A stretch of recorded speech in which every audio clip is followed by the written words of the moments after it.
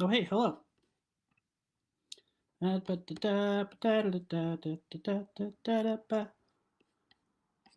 Mm-hmm. Okay. Uh-huh.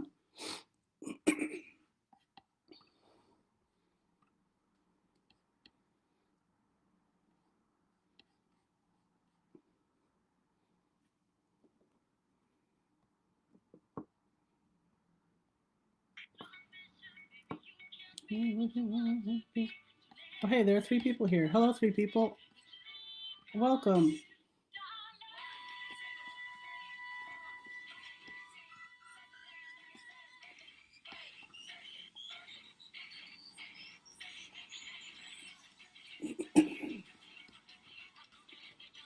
Hello.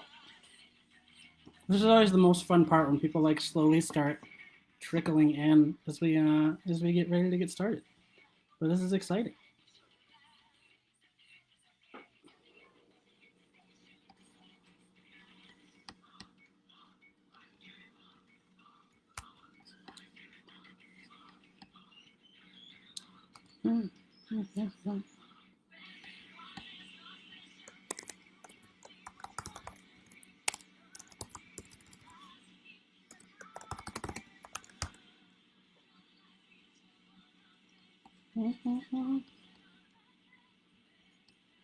Wow, 17 people. Oh look, there are comments. Pajama core, I love it. I gotta fix my angle here so you can see my grumpy Mickey shirt.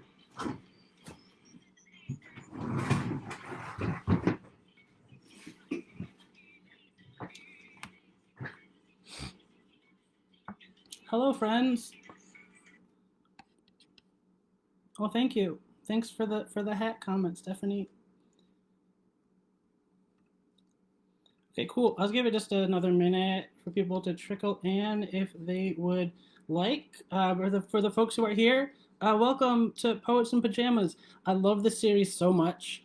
Um, it's one that I've long admired, so it feels very much like a long time listener, first time caller type situation. Um, yeah, so this is great. This is so good. I'm so excited for this. Also, I feel like there's going to be a really fun dissonance between uh, the aesthetic of the hat and the sadness of the poems. So that'll be that'll be real fun. Okay, I'll give it just like one more minute, and then we will jump right on in. Ba-da-da-da, ba-da-da-da-da. Uh, yeah. People tell me in the chat what you're listening to or what you're watching recently. I would love to hear. Uh, and cool. I'll introduce myself and then we'll jump on in. So my name is Marlin M. Jenkins. I like poems. I wrote a little chapbook. It looks like this. Cover art is by Maria Krutz, a really incredible artist who lives in Michigan, who I met through dance. A couple of fun facts about me that have nothing to do with poetry. Apparently, I have massive pupils. That's something I learned this week when they do the test at the eye doctor, where they have to dilate your eyes to like do the retinal scan or whatever. They don't have to dilate my eyes because my pupils are big enough, so that's fun. I own a cardboard cutout of myself. I think that one's more fun with no context. I saw Taylor Lautner without a shirt on multiple times before he was famous. Um, and I won this hat in a dance contest. So no, I did not. I did not knit it myself, sadly, though I wish I was that talented. But this is the legendary Swingosaurus. It's a very coveted item of clothing in the West Coast swing dance community. So that's fun. Okay, cool. I'll go ahead and just jump in. When people are still trickling in, that's fine. Thank you so much, everybody who is here. This is great. I'm going to read a few poems. I'm going to start with some that are in the chapbook. And then we will kind of move on from there and read some newer stuff. Um, yeah, it's been just a very interesting journey with this chapbook, with it coming out just before the pandemic, like in February, and then doing a few readings and then having everything kind of shut down. I had a plane trip to Michigan scheduled like the day after everything kind of shut down and like shelter in place started, and it was so sad to have to cancel that trip. to go back and like read back in Ann Arbor, where so much of my poetry community was formed. So I'll just jump into the first poem. This poem is called Pokédex Entry Number 1, Bulbasaur. And so a lot of the poems in this chapbook are based on entries of the Pokédex, which is basically the encyclopedia of Pokemon. Pokédex entry number 1. A strange seed was planted on its back at birth. The plant sprouts and grows with this Pokemon. Roots wrapped around spine. Pre-flower. Vine under bud. What do we call what we carry on and in our backs, what burns under our skin and ties itself to our nerves and endings? I was born with bad blood and the makings of napped hair and crackled skin and all the things the doctor makes me list. The family history of depression, addiction, cancer, and maybe there are some patterns we can't break. Research says trauma from our parents may live in our DNA. The bulbous nucleus at the center of each cell like a bulb ready, dangerous, the sprouting collage in each of us. I let my seed grow, sprout, open, everything given to me at birth, awesome, invisible, my awful nourishment. Oof, that poem usually never makes me emotional, but this time it very much did. Feelings. My grandmother passed away what feels like was months ago and feels like it was last week, a handful of weeks ago. And while it was not to cancer, I've already lost multiple grandparents to cancer, and so that I feel like just kind of brought that back up a little bit. I'm just going to read one more poem from the chapbook. This one's not about Pokemon. It's called All the Better. Boy, what big lies you have. What big lashes. What large heaps to hide behind cardboard and colored glass. Boy, what grubby hands you have. What big histories. Boy lying wet in his mother's bed, boy now with a boy in his bed, boy who didn't play the boy whenever given the chance, boy with TV screens for eyes, with pixeled frown. What big holes there are in your memory, in your melody, in the ways you rise from the sheets alone and do and don't see a boy.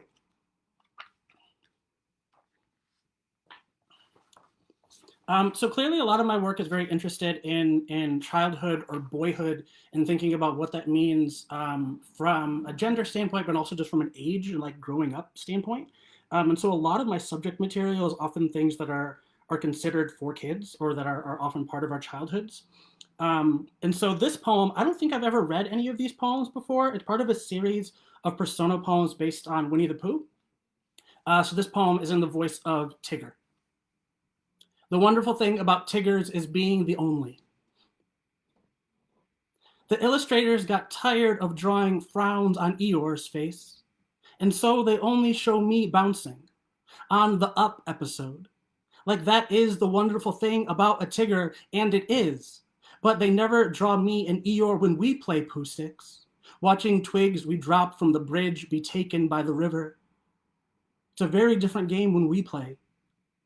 With Piglet, and Pooh and Christopher Robin. It's all wonder and whist and prepping for nostalgia, but I play with my feet firmly nailed to the stone. My springy legs tired and heavy, my tail limp but twitching, the sticks bobbing until they get caught in reeds wavering like my stripes. In the 100-acre wood, there are hundreds of places to hide, 1,000 trees to bounce into where no one else can reach, where I purr myself until I force myself to sleep. No one wants Tigger around when he's down. What is a Tigger if not literally jumping for joy? The illustrators would never draw me a therapist. It gets so lonely in this colorful fantasy, always moving when the camera starts, a shuck and jive for the kids, but between takes, Tigger is the only one taking a smoke break behind a tree. dropping the glowing cigarette as it whinnies down, considering letting it catch the cartoon grass before reluctantly bouncing the ready flame out.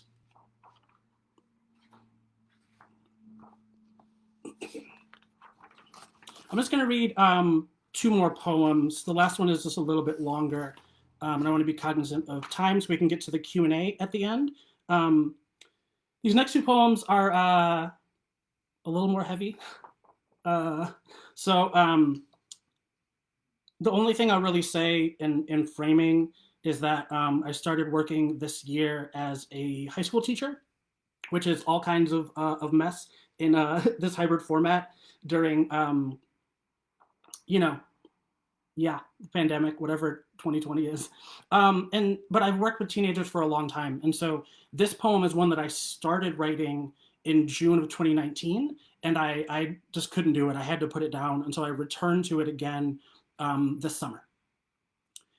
So this is Letter for Tamir Rice's 17th birthday, June 15th, 2019. For the 2019 Volume Summer Poetry Institute and all the Black teens at the Neutral Zone Teen Center, Ann Arbor, Michigan.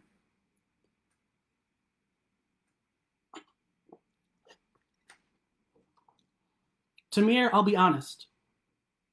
When I learn it is your 17th birthday, the first thing I want to be is where you are. Instead, I go to teach a dozen teens who you could have been among. I wish you here, while Kendall and Nuran sing Unbreak My Heart in the kitchen. You here kicking my ass in Super Smash Bros. While Siada stops in on her lunch break from her summer job. You here crouched at the woo-woo ass altar Molly set for us to add to. You reach into your pocket to place something between a crystal and the photo of Frida Kahlo. Your hand lifts from your pocket and no one flinches. You here in the poetry room sitting next to M while she writes her elegy for Alton. I want to wish you here while M has no elegy to write, but to ask at once for two of us back feels like too big an ask. We sing you happy birthday, and Molly gifts you a huge-ass sunflower. I try to imagine each scene until I realize I don't even know your 17-year-old face. And who am I to wish you back here, while still, just outside, there is the world that could have let you live, but didn't. Removed you like a weed. How can I love these teens so when tomorrow they could be holding your hand? When there was an active shooter scare on campus, A had to hide in a university building basement. I do not want to tell you where my mind went when I got the text. I only know one way out of this world not made for us, but who am I to desire the cup you were forced to drink? If where you are, there is still time and space, if you can still see us, I hope you have not felt again each bullet at each new slaughter. I hope that there, death is just one petal on the largest sunflower, that no one fixates on the final photos of you at 12 because it's not all they have left. How great would it be if by the time I get there, you've been able to bloom so much, I don't even recognize you.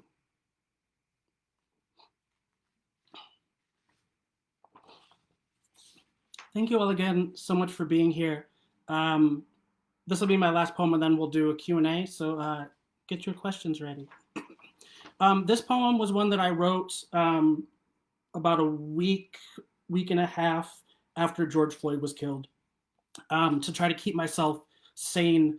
I was playing a lot of the video game Persona 5 Royal, and so this is a letter to one of the characters, Dr. Takuto Maruki. It starts with a quote by that character. Maruki says, "I don't want a single one of you to think that an unfair reality you've been forced into is the only one that you have to live." It must have been at least a full week since I had seen the sun, noticed the sky. Even the pizza delivery man arriving at midnight, I cannot look in the face. It was true what the study taught me. A cookie alone in a container tastes better than one from a container full, but also the sky was too much. It swallowed me into its vastness and spit me out back onto my couch. I have been both the one sitting next to someone I love in a hospital, their unkind mind strangling their speech, and the one whose depression thieves my memories, chains me to the dirty bed. Under that same sky now bright with early summer, around the corner from the bookstore, 15 minutes from my home, an officer held his knee into a man's neck until he died. He couldn't breathe, and then he would never breathe again. 3 officers and the sun watched. My anxiety kept me from the protests where the riot-geared police flung tear gas canisters while protesters held their hands up, but even at home I knew I was not safe. At the protests I did attend, my joints couldn't handle the weight of kneeling. We cannot build the breath back into George's lungs, but what reality can be created in place of the raised buildings? To live a life of one's own choosing, what one has built themselves is surely beautiful, but my hands are too tired to make. Besides, I have fewer and fewer materials with which to build. How many more of us will they watch taken on camera before our lungs can breathe sky, not burn with tear gas and smoke? How much more art can catalog our grief? I am so tired of our beautiful suffering. I know it is not sin to ask for one's cup to be taken, and this world has already taken so much. I open the cookie container and find not what I hoped for. The cookies taken to make me savor the last one, but then even the last one had been stolen. Even the life I have chosen is not a life I have chosen. I want to look at the sky and see only sky, not an empty openness I cannot reach. The truth is, if removing the pain that led to the poems means I lose the poems, then burn every page. Wipe the whole goddamn hard drive.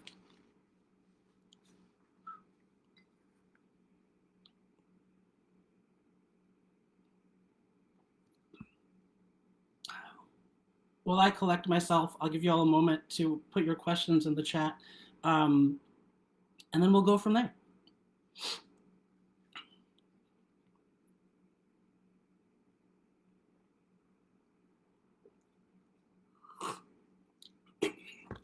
Excuse me.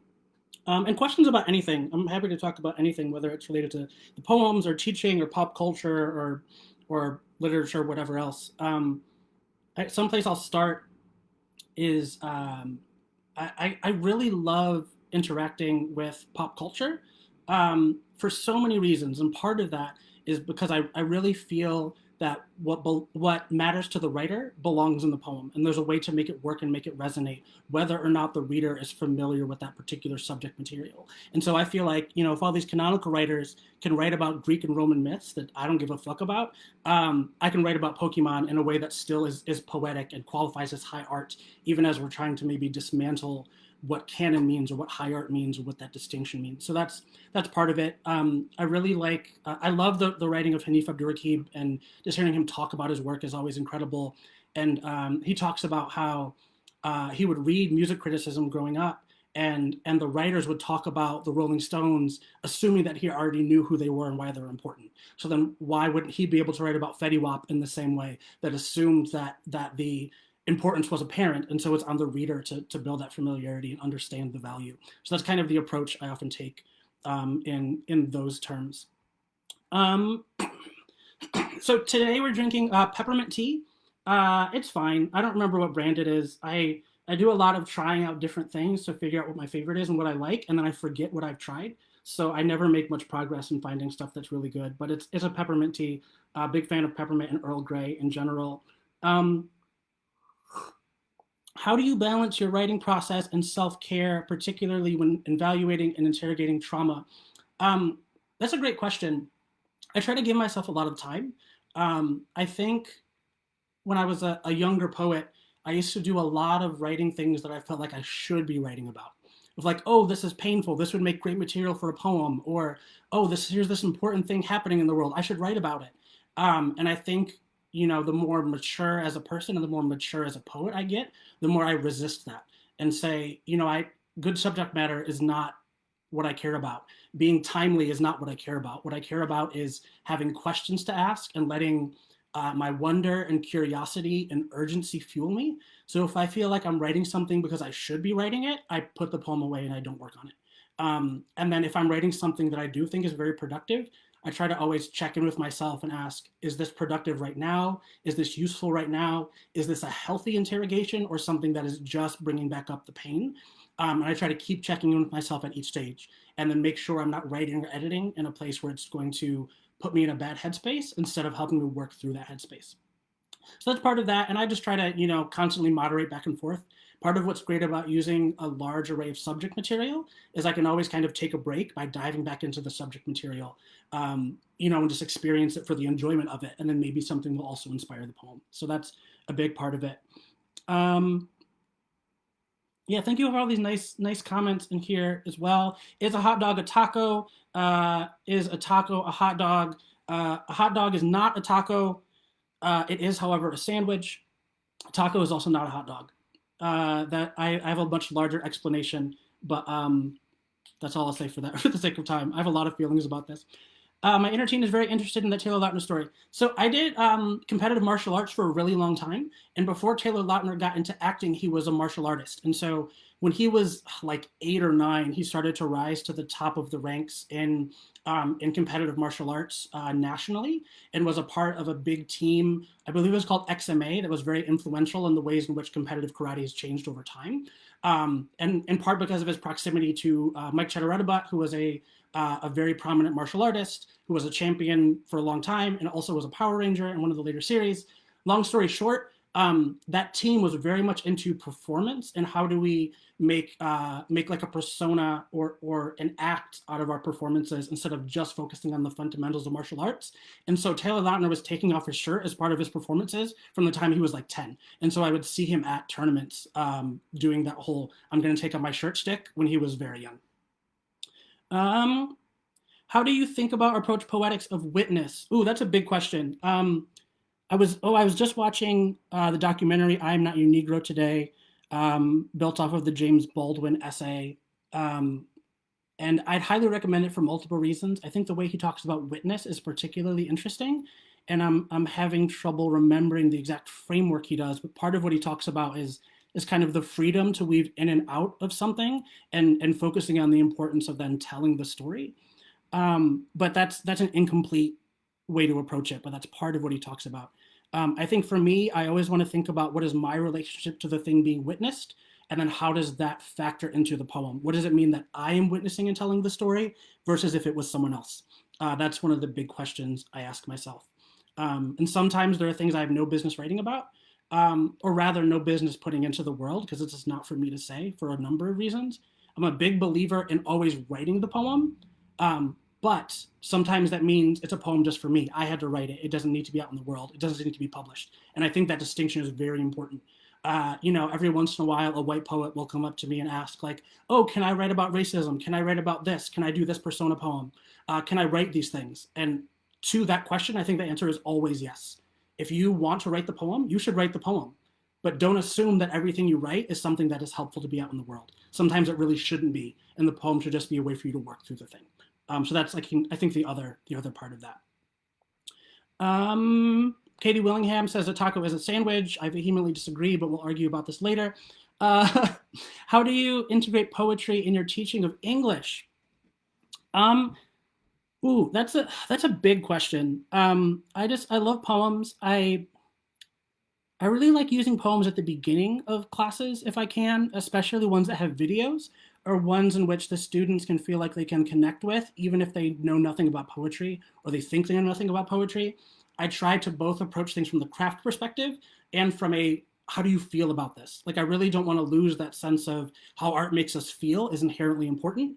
And then we can do the digging work of, okay, why does it make you feel that way? What craft elements or techniques or other vocabulary concepts can we use to interrogate that further and further understand and appreciate it. But I think that focusing on how it makes you feel and why is something I try to focalize as much as I can without leaning too much into everything is subjective, because I don't want to, to go down that road of it can mean anything, but it can mean anything that you can support and that there is evidence for, and that personal component linked with the attempt to look at it objectively when you're critiquing it is also important. I also am a big believer in, and I know a lot of English teachers view this very differently. I'm a big believer in not caring what the author meant. So I never ask my questions, what do you think the author meant by this? Or what do you think the author is trying to say? I don't think that matters for the most part, unless you are specifically critiquing or contextualizing the intent and what it means in historical context. For me, I'm much more interested in what is the work saying? What is the work communicating to us? Because writers can be wrong about their own work and then meaning changes over time. So I really believe in kind of a text itself, like new criticism approach in that specific regard. There are a lot of other angles we could talk about. We'll talk more about that, Ellen. Thanks for that question. Favorite Pokemon is Umbreon, absolutely. The version of Eevee that is black when it could have been anything else. Are there poems you've written only for yourself, or do all of your poems find their way into the public eye? How do you choose what/when to put them out? Many of my poems are for myself. Usually, if I write a poem, I will wait quite a long time before I decide whether to publish it or not. There are some poems I'll write and I know that they're going to go out into the world quickly. Those aren't super common. There are a lot of poems that I'll write and then I'll put them away for maybe a year, maybe a few weeks, it depends. And I'll return to them, do more edits, and then see how I feel about them once I've had some distance. And then I try to think about, why does it matter that this poem would be in the world? And kind of figure out from there. There are a lot of poems I've written only for me, though, or poems that I thought were like, oh, this is great, everybody should read it, and then realize, like, actually, no, this is kind of whack. You were just excited about it because it was new. And I think just more practice just gives me a better sense of what is what. Even in terms of the Pokemon series of poems that made it into the chapbook, there are probably like 5 poems that I wrote that there are full drafts of that didn't make it into that chapbook just from that series alone, and even more that I had notes or starts of drafts for that didn't even make it in. But I needed to write those to kind of go through the process and do some reflecting to get me to the stuff that did make it out into the world. Do you ever feel I'm sorry, I'm like speeding through these. I just want to get through all of them, without missing anybody's and without going over time. Do you ever feel self-conscious for writing about your obsessions? And if so, how do you navigate that? Honestly, I don't anymore, usually. I think I did for a long time, and I just had to keep reminding myself, if these poems are just for me, that's inherently valuable. If I'm the only person who finds value in this poem, that is enough. And then as I started putting more poems out into the world that were like about nerdy shit or about things that I care about, and then had more conversations with people who also cared about those things and found value in that, especially when people say things like, oh, my friend who doesn't read poetry would really like this book, I'm going to buy it for them. Or like, oh, my son is, really into Pokemon. Or like, oh, like thinking about the ways you write about queerness in terms of pop culture is valuable to me.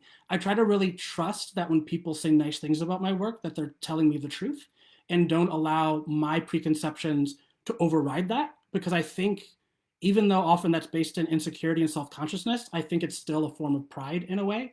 And so I want to listen to people when they say that the work is valuable and just keep reminding myself over and over that those things are true until I actually believe it. And it took me a long time to get to the stage where I believe it. But I think in the past maybe year, I've arrived at that, at least with the stuff I'm writing about now. I'm sure something new will come up and I'm like, this is whack, nobody wants to read this, and I'll get self-conscious again. But that's kind of how I've navigated it. Which member of the Umbrella Academy do you most relate with? How so? Definitely Klaus, kind of a mess, prone to vice, very queer and trying to figure out what that means in context, and just a whole lot of painful trauma that's hard to deal with. I wish I could be more like 5, to be very calculated and calm and kind of a planner, but also able to like resist rules and convention for the greater good, in a sense, even though 5 is not always motivated by the greater good.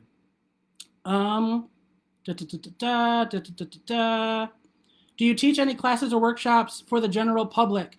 Not frequently, but sometimes. Check out the Loft Literary Center. My goal is to teach some classes through them next summer. Odds are at least one of them will be an online class. And the Loft Literary Center has lots of great classes that historically have sometimes been online and now are all online. So I would check that out. And then hopefully, like I said, next summer. Can you talk a little bit about your revision process in relation to what you read tonight? If there's a useful example among them. I'll answer this real quick, and that'll be our last thing. What did I read today?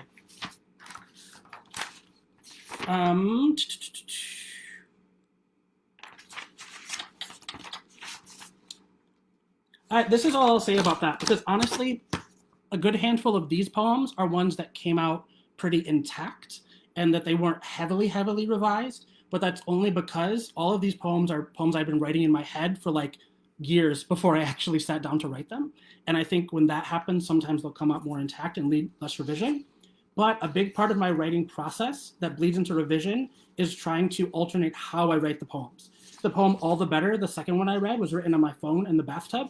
So a big part of the revision process was thinking about how can this poem look on the page once it's not restricted to the context of the notes feature on a phone. Same with if I'm writing by hand, once I type it and print it, what does the page do as far as pacing and language and precision? That maybe is different than how I originally drafted it. That is a very important part of my writing process because I write mostly by hand and sometimes on my phone. Lots more there, but I'm going to cut it off there for the sake of time. Thank you all so much for being here. Feel free to send me a message if you have any other questions. A huge, huge thank you to Sundress and Poets in Pajamas, and especially Annie for reaching out and troubleshooting. Like I said, I love this series, and I'm very excited to be part of it. Excited to finally have read poems in my Swingosaurus hat and in my grumpy Mickey hoodie. Thank you all again so much, and I look forward to continue conversation and more poems in the future. Hearts and love, and you all have a great day. Bye.